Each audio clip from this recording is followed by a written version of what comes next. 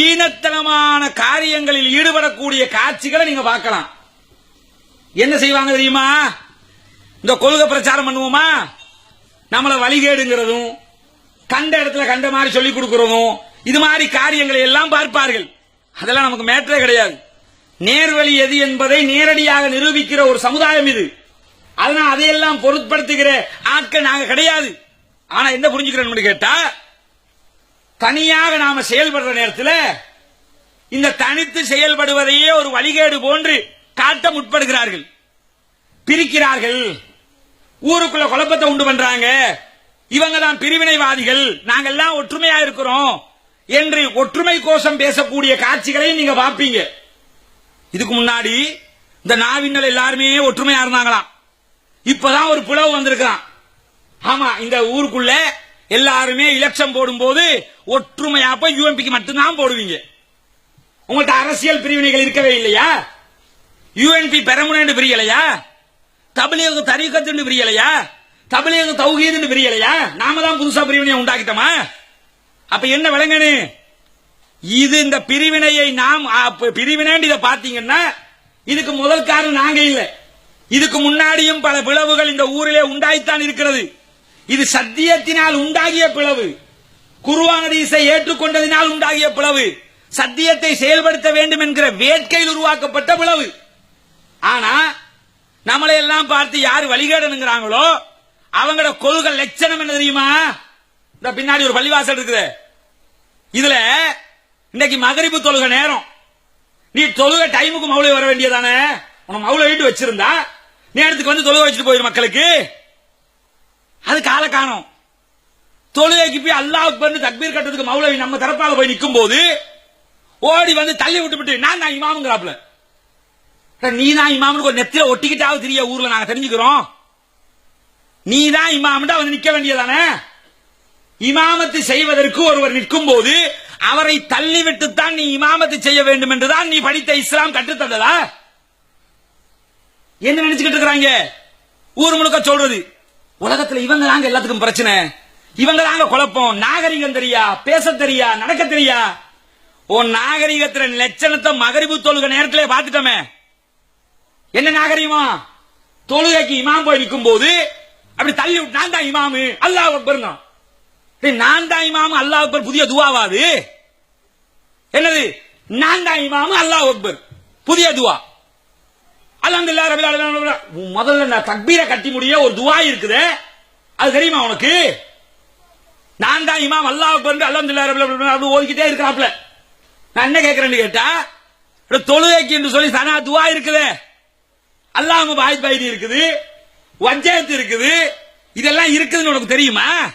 என்ன தேவை? அல்லாஹ்வை தொழ வேண்டும் என்பது தேவையில்லை, இவங்க தொழுகிற கூடாதுங்கிறதான் தேவை. என்ன பிரச்சனை? அல்லாஹ்வை தொழணும்ங்கிறத விட எஸ்எல்டிஜே காரன் தொழுகிற கூடாது, அவன் தொழுக வச்சிட கூடாது. நான் என்ன கேட்கிறேன்னு கேட்டா, தார்மீக உரிமை அதிலே இருக்கிற காரணத்தினால் தான் தொழுக வைத்துக்க சென்றோம், சும்மா போகவும் இல்லை. சட்டப்படி உரிமையும் இருக்குது. ரமலான்ல 30 நாள் மௌலவியை கொண்டு வந்து வச்சு பயான் நடத்தி மக்களுக்கு தெளிவா கொடுத்தா 30 நாள்ல ஒரே ஒரு நாள் ஒருத்தனை கூட்டிக்கிட்டு வந்து எல்லாத்தையும் நாசமாக்குறது. கேட்டா நாங்க தான் 1 நம்பர் தௌஹீத்வாதிகள் அப்படிங்கிறது, நாங்க தான் இஸ்லாமியவாதிகள். எதுக்கு? அந்த கடைசி நேரம் ஃபித்ரா காசு எடுத்துக்கிறதுக்கு, அந்த ஜட்ஜுக்கு வர மாற்று லாபத்தை எடுத்துக்கிறதுக்கு. இந்த உலக வாழ்க்கைக்காக மறுமையை இழக்கிறீர்களே, நீ செஞ்ச மாதிரி நாங்க செய்யறதுக்கு 10 நிமிஷம் ஆகுமா? அங்க நின்றது முத்து பேரு நம்ம சகோதரர்கள், நீ தள்ளி விட்ட மாதிரி ஒன்னு இழுத்து போட்டு மிதிக்கிறதுக்கு எங்களுக்கு தெரியாதா? சட்டத்தை மதிப்பவர்கள் நாங்க மார்க்கத்தை முதல்ல மதிப்போம், அதுக்கடுத்து நாட்டு சட்டத்தை மதிப்போம். சட்டத்தை கையில் எடுக்கிறாங்க நாங்க இல்ல. ஆனா நாகரிகத்தை படிச்சுக்கிறீங்க. முதல்ல இப்பவே திரும்ப அந்தால கொண்டு போய் யூகேஜிலையும் எல்கேஜிலையும் சேர்க்கணும்.